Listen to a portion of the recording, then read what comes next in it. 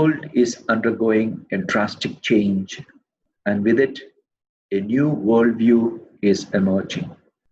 I think the pre COVID and post COVID scenarios will be entirely different.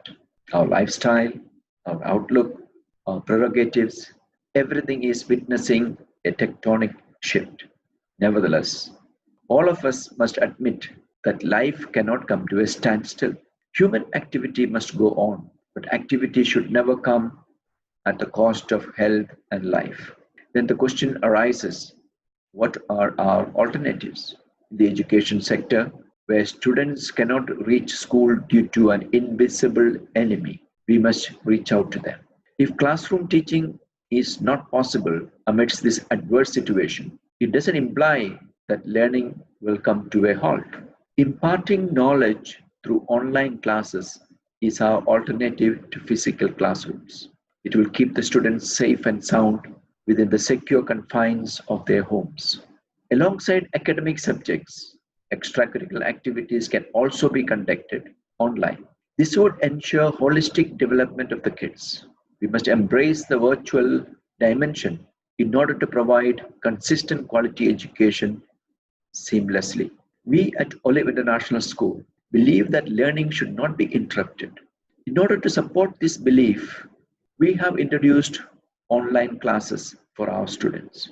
Teachers are working relentlessly and students have been very responsive. Apart from the prescribed subjects, fun activities related to art, dance, and music are also conducted. I would request all of you to adopt protective measures to overcome these difficult times. Stay safe. God bless. Thank you. Dear friends, it's COVID season all over the world. It's a season of challenges, but at the same time, for us, the school community, it's really a chance to explore all novel ways to continue the teaching and learning. Most of the schools all over the world have sought already virtual platforms. From the very beginning itself, parents and students came up with several grievances and difficulties and even health hazards they faced while attending virtual classes. Of course, it's really encouraging and enriching for us when we receive constructive feedbacks from our dear parents. It's a pleasure for us to congratulate and thank all those parents for your suggestions have inspired us to create a very informative video to help our students to free themselves from health hazards that they faced while they attend virtual classes. We do acknowledge that certain probable health hazards are noticed during several surveys regarding the long screen time students spent. The 20-20-20 solution came up in early 2000s is not altogether outdated. If you spend a lot of time in front of a computer, by the end of the day you may notice irritated eyes, blurred or double vision, dry, red eyes, neck, shoulder, and back pain, and even headaches. These are all part of a problem known as computer vision syndrome. You can help prevent this by using the 20-20-20 rule. Every 20 minutes, take your eyes off the computer. Focus on something at least 20 feet away for at least 20 seconds. During those short breaks, you can stand up, stretch, roll your shoulders. This will reduce the stress on your neck, back, and shoulders. At the same time, the new versions of almost all laptops have filter glasses and other features that long screen time may not affect so much as the ones of the older versions. However, I have certain healthy suggestions very advantageous to reduce the strain of our eyes and of our students if they sit long hours at screen to attend virtual classes. Make sure that you have opted screen brightness just below 75%.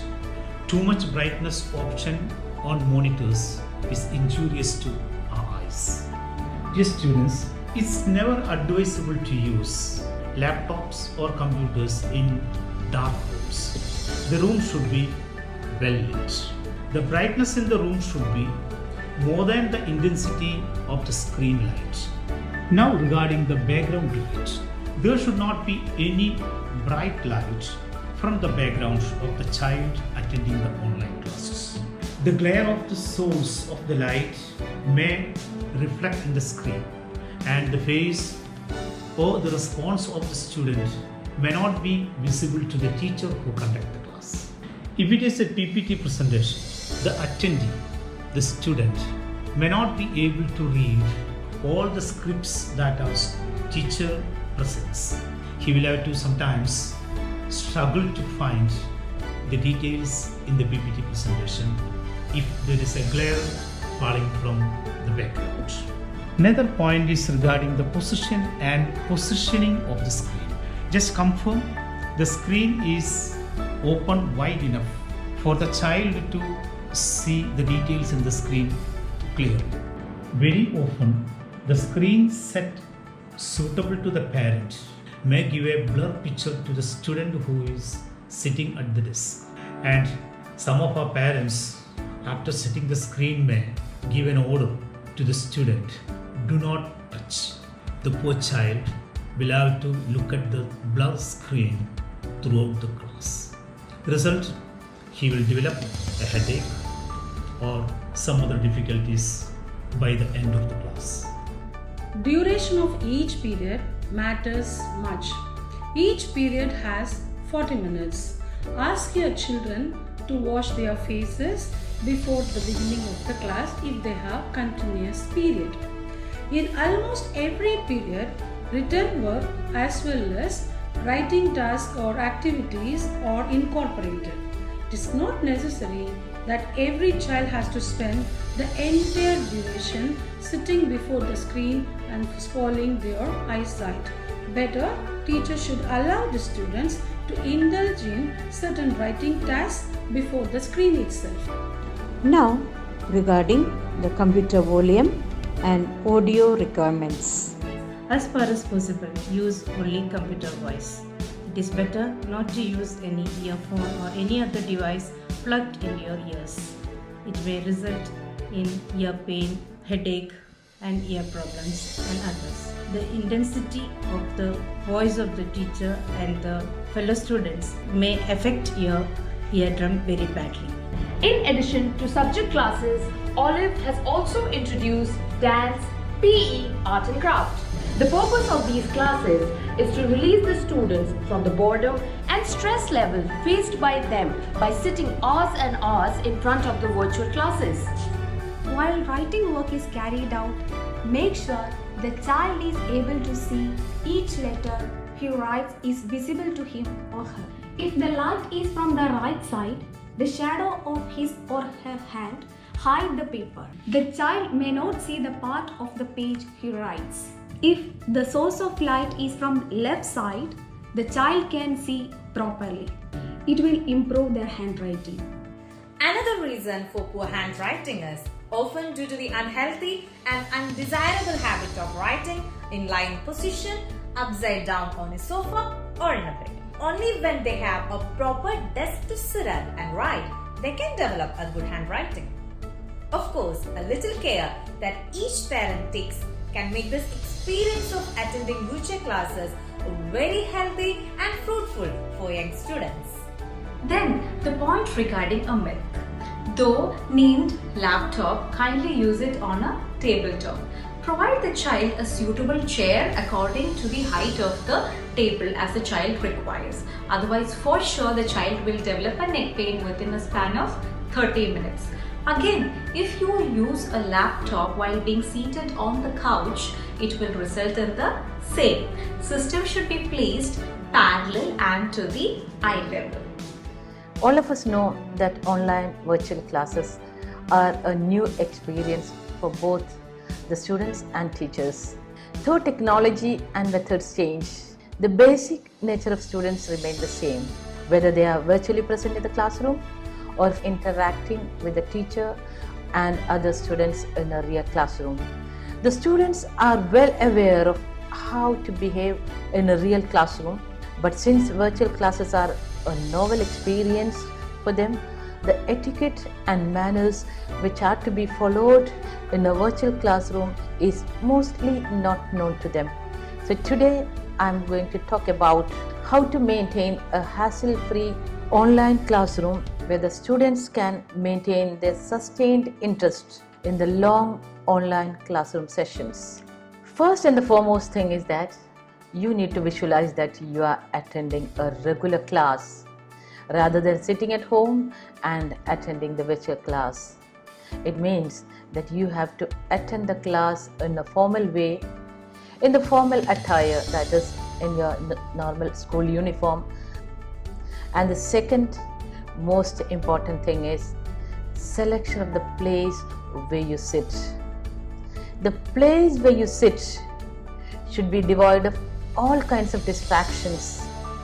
It's better to use a virtual background, preferably the monogram of our school.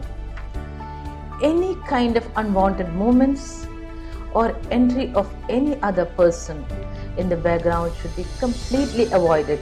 Straight sitting posture has to be maintained as if you are sitting in a real classroom situation.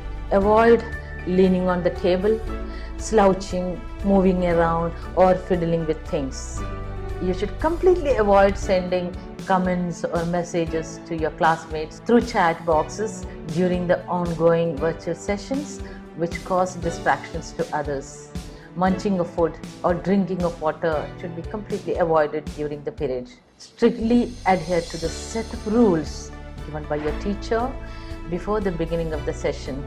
Keep yourself in mute mode and unmute yourself only when you communicate to the teacher. The purpose of the education is to replace the empty mind with an open one. You may have several suggestions to help the students with health hazards while they attend online classes. Please inform us. We shall include those points also in our next video. One of the SLOs, students' learning outcome, is to educate the students for better use of tools and technology. I am very sure our elite students will grow more and more in this online class culture. If this tutorial video helped you and if you are satisfied, share it to others. Otherwise, tell us. Let's make sure our children are being educated, not to be simply scholars, but to be citizens of the future. Let the same happen to the students all over the world. Thank you.